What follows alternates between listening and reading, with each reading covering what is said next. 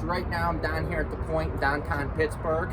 This is Fort Pitt. This is an illustration of the map of what it would look like in the 1750s and 1760s. Right now, I am standing right here at this spot, so it just shows how giant the fort was.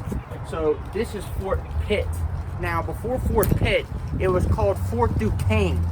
See, Fort Pitt was established by the British, by General John Forbes.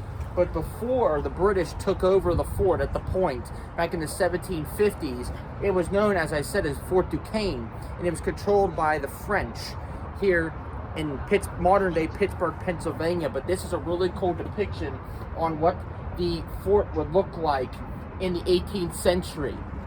So you got the Ohio River coming down this way, and then opposing each side of the point, you have, I would say, looking at it from this point of view, you would have the Monongahela going down this side, and you would have the Allegheny River going down this side. So it's a very strategic point. No pun intended, but it's strategic.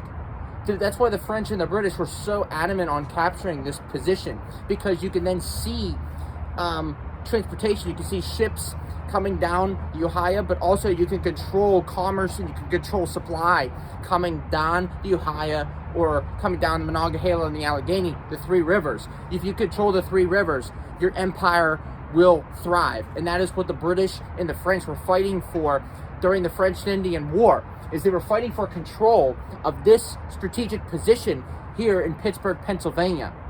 I think it's absolutely phenomenal. And in this video, I'm going to go into more depth of Fort Pitt, Fort Duquesne, and the geography of my home in Pittsburgh, Pennsylvania. So right now, I'm down here at the Point. Okay, Point State Park's right back there. The Fort Pitt Museum, Fort Pitt Bridge. But right behind me, you got Heinz Field. I will not call it Acrisure Stadium. Ridiculous.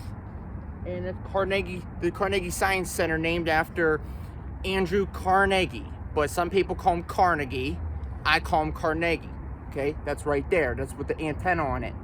So that is the North Shore. See, right there, as you can see, that's the North Shore. Right there is the Ohio River. That's when the Ohio River comes into Pittsburgh, right at that inlet right there. So if you're the French or the British in the 1750s, you want this strategic position. Look at the way I'm looking. I'm going to move my tripod a little bit so you can see. Look at this. Look at this. You can see any transportation coming down the Ohio River. Your vantage point is perfect. That you can control, like I said, the transportation, the commerce coming up and down the Ohio. That's going to go down the Allegheny or down the Monongahela River. You basically control the transportation and the commerce coming in and out, coming to the Mississippi River and going through the eastern seaboard. But this is what the French and the British were trying to control. This is what they were trying to establish. This is what they were fighting for. See, people don't realize the significance and the popularity of this general area, this geography of Pittsburgh, Pennsylvania. People don't understand how precious it was to the empires of France and Great Britain, that they fought a 7-year war, the 7 Years' War from 1754, well, technically 1753, 1754, 1763. I mean, you could consider it a 10-year war. You could consider it 1753 to 1763, but this is what they were fighting for almost a decade. They were fighting for this terrain, for this geography, to be able to control the three rivers. So right now behind me, you got Mount Washington, the Fort Pitt Bridge. See, Mount Washington is where my mother's from. That is her home. Okay, the Mount. We call it the Mount. That's the slang. Mount Washington is where, ironically, George Washington came and looked at this vantage point. He looked at this point back in, I'd say, 1753, when he was 21 years old. George Washington saw this terrain. He saw Fort Duquesne right there. I'll show you in a wee bit. But he saw this, and he said that this needs to be controlled by the British Empire. Because at one time, Virginia, the colony of Virginia, where my mother's ancestors, Governor Dinwiddie, the governor of the colony of Virginia, wanted to establish this for Virginia, but for the British Empire. So George Washington was sent on a mission to come out here to survey the area for the Empire of Great Britain, and also the colony of Virginia, my ancestors' colony. Because people don't realize that at one time, this was not Pennsylvania. This was not part of the colony of Pennsylvania yet. The colony of Pennsylvania was only this big. Modern day, it's this big. Back in the 1750s, it was this big. So it did not stretch out to southwestern PA. It did not stretch out to this part of the area yet. But George Washington wanted to claim this for the colony of Virginia. But there was a roadblock. Like I said, Fort Duquesne was controlled by the French.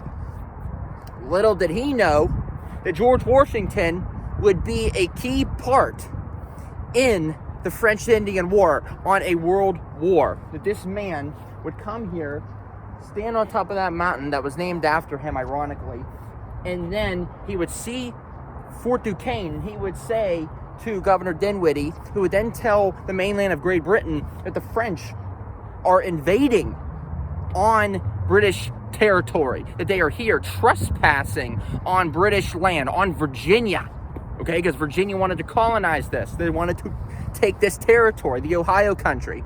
So that would spark, that this geography, this area, would spark a global war.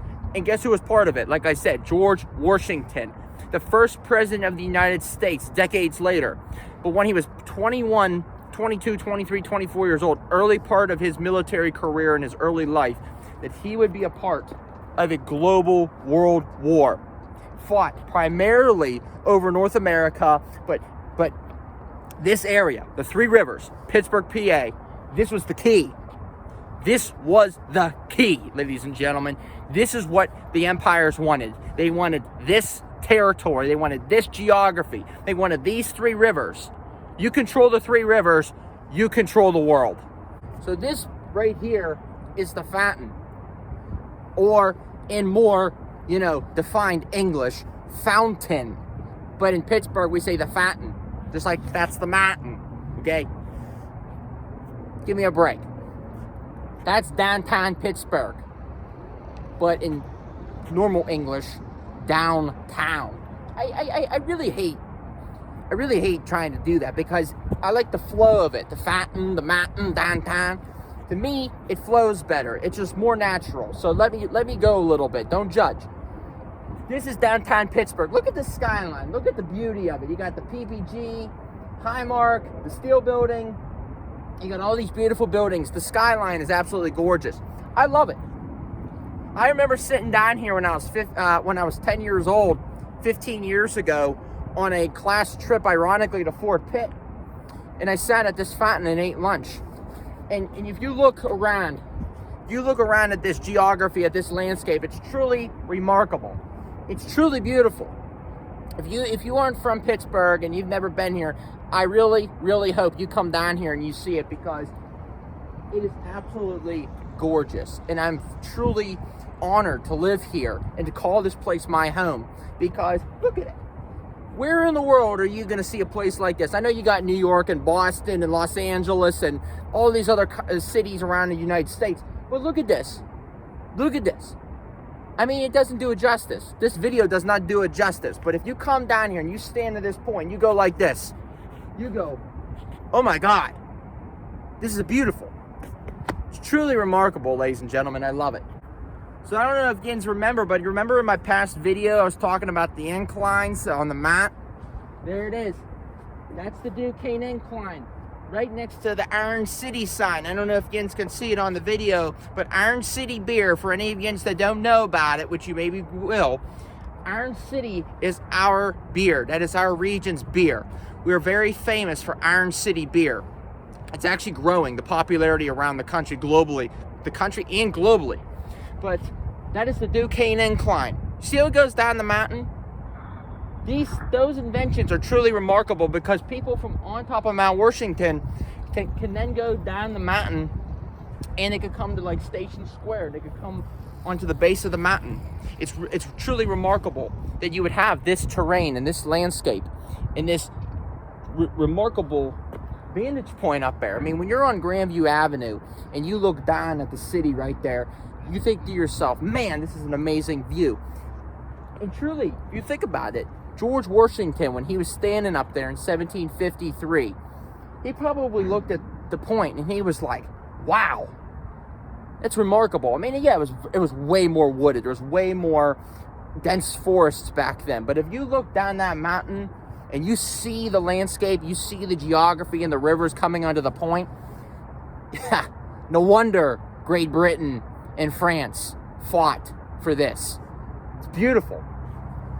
So basically, General John Forbes, when he took over the army, see, Edward Braddock was killed in 1755 at the Battle of the Monongahela in modern-day Braddock, Pennsylvania. That's why it's called Braddock. General Edward Braddock was shot at the Battle of the Monongahela, but then later died a couple days later in what is now, I would say, Farmington, Pennsylvania, near Fort Necessity. So when General John Forbes took over the army, I would say in 1758, maybe before, 1756, 57, 58, but when he took over the army in 1758, when he was in command, he actually was ordered to build a main highway down through Pennsylvania, coming to take Fort Duquesne. Now, the French at Fort Duquesne were having major issues. Their supply lines were getting cut off. They were unable to get food, unable to get supplies, and their Ohioan native tribes started abandoning the fort because they knew that the end was near for the French. They knew the French were going to lose ultimately, especially lose their strategic position on the point, which was Fort Duquesne. So when the French found out at Fort Duquesne that General John Forbes and a huge British army were coming from the east to take the fort at the point right here, the French panicked, and the commander ordered the French to blow up the fort and abandon it. So when General John Forbes, just like Forbes Avenue, get it? Forbes. When he came down here with Major James Grant Street. Okay, so Forbes and Grant came to this point. They came to where the remnants of Fort Duquesne was. They didn't have to fire a single shot. They came down here and they said, you know what? We didn't have to fight for this. We're now going to establish this as a British fort. And guess what they called the new British fort here at the point where the remnants of Fort Duquesne was? Fort Pitt. P-I-T-T. Named after Prime Minister William Pitt in England. So here's where it gets a little tricky, but I'm going to explain it to you in a little bit more. So they named the fort after William Pitt, the Prime Minister in England, as I already said. But General John Forbes and Major James Grant, so Forbes and Grant, just like the streets in Pittsburgh and downtown, they then decide to name this area. What are they going to name this town, this new established British town? What are they going to name it after? William Pitt, of course. So John Forbes and James Grant are from the country of Scotland, okay? And Scotland is part of the British Empire, naturally, right? So in Scotland, the capital is Edinburgh, okay? Many of you might have heard that. So Forbes and Grant, I forget which one it was, but one of them, I think it was Forbes, decided to name this place Pittsburgh. As I already reiterated up the street at the Allegheny County building, he decided to name this area Pittsburgh after William Pitt. But it was spelled P-I-T-T-S-B-U-R-G-H, but it's pronounced Pittsburgh, just like Edinburgh in Scotland. But when the Germans started influxing into the country, and later more into the 1800s, they just looked at the pronunciation and they said, we're not going to call it Pittsburgh, we're going to call it Pittsburgh, just like Hamburg, Salzburg. So that's why it's called Pittsburgh, because we have adopted it from the German pronunciation. It was actually Pittsburgh, like the Scottish pronunciation, Pittsburgh, Scotland. But then we go to the more German pronunciation, Pittsburgh, and that's why we call it Pittsburgh. But it's spelled like the Scots. It's truly remarkable. It shows the diversity of the cultures. Scotland and Germany intertwining, and now we as the descendants are diverse with our pronunciations, with our spellings, with our cultural differences, but it's all similar and it all merges in the end. Remarkable.